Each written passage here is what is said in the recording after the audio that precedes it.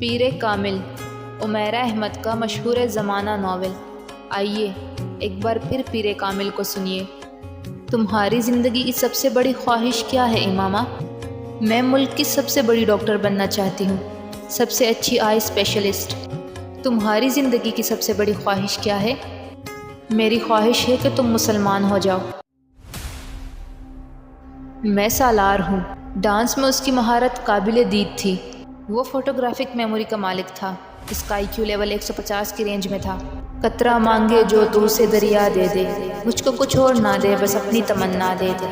زینب، اس رات میں نے تمہیں فون کیا تھا تو کوئی نعت پڑھ رہا تھا، وہ کون تھا؟ وہ جلال بھائی تھے۔ کس طرح کے دوست بنائے ہوئے تم نے؟ اسے دیکھنے تک کی تمیز نہیں ہے۔ شادی تو دور کی بات ہے، اب جب میں تمہارے بارے میں سب کچھ جان گیا ہوں تو میں تم سے کوئی تعلق رکھنا نہیں چاہتا۔ جلال، میں اسلام قبول کر چکی ہوں۔ او کم آن سالار، تم مجھ سے شادی کرو گے؟ فون پر نکاح؟ اوکے، کر لیتا ہوں۔ میں ایک لڑکی سے نکاح کرنا چاہتا ہوں۔ یہ سال کا نیا ایڈونچر ہے یا آخری ایڈونچر؟ آخری ایڈونچر۔ محبت وغیرہ ہو گئی ہے تمہیں کسی سے؟ مائی فوٹ، میرا دماغ خراب ہے، میں کسی سے محبت کروں گا اور وہ بھی اس عمر میں؟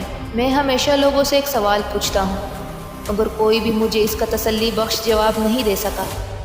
کیا پوچھتے ہو تم لوگوں سے؟ بہت آسان سا سوال ہے مگر ہر ایک کو مشکل لگتا ہے۔ What is next to ecstasy? Pain. And what is next to the pain? Nothingness. What is next to the nothingness? Hell.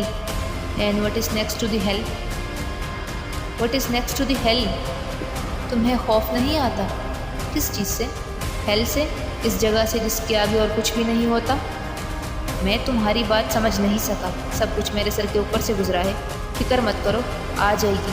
ایک وقت آئے گا جب تمہیں ہر چیز کی سمجھ آ جائے گی، پھر تمہاری یہ ہنسی ختم ہو جائے گی، تب تمہیں خوف آنے لگے گا، موت سے بھی اور دوزخ سے بھی۔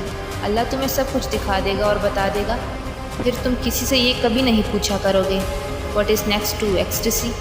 فکر مت shut up, just shut up, you bitch, you bastard, just shut up. تم میرے ذہن سے نکل کیوں نہیں جاتی؟ میں تمہیں مار ڈالوں گا اگر تم مجھے دوبارہ نظر آئی۔ ابھی تمہیں کوئی بھی چیز سمجھ میں نہیں آ رہی، ابھی آئے گی بھی نہیں۔ ایک وقت آئے گا جب تم سب کچھ سمجھ جاؤ گے۔ ہر شخص پر ایک وقت آتا ہے جب وہ سب کچھ سمجھنے لگتا ہے۔ میں اس دور سے گزر رہی ہوں، تم پر بھی وہ دور آئندہ کبھی آئے گا۔ اس کے بعد تم دیکھنا، کیا تمہیں ہنسی آتی ہے؟ آپ مسکراتے نہیں ہیں سالار؟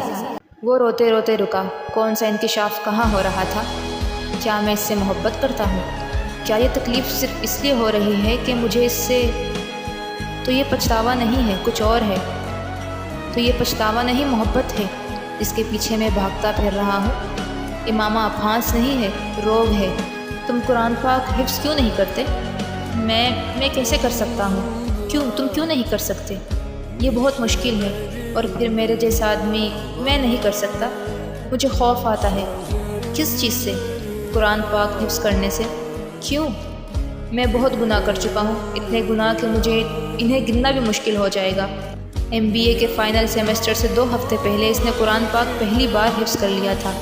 فائنل سیمسٹر کے 4 ہفتے بعد 23.5 سال کی عمر میں اس نے اپنی زندگی کا پہلا حج کیا تھا۔ میں یہاں کھڑے تجھ سے پاک عورتوں میں سے ایک کو مانگتا ہوں، میں امامہ ہاشم کو مانگتا ہوں۔ تو پھر اسے بھول جاؤ۔ کوئی سانس لینا بھول سکتا ہے کیا؟ جسے تم میری نیکی کہہ رہے ہو وہ دراصل میرا اجر ہے جو مجھے زمین پر ہی دے دیا گیا ہے۔ مجھے آخرت کے انتظار میں نہیں رکھا گیا، اور میرا مقدر آج بھی وہی ہے جو 9 سال پہلے تھا۔ مجھے وہی عورت دے دی گئی ہے جس کی میں نے خواہش کی تھی۔ امامہ ہاشم اس وقت میرے گھر پر ہے۔ خدا حافظ۔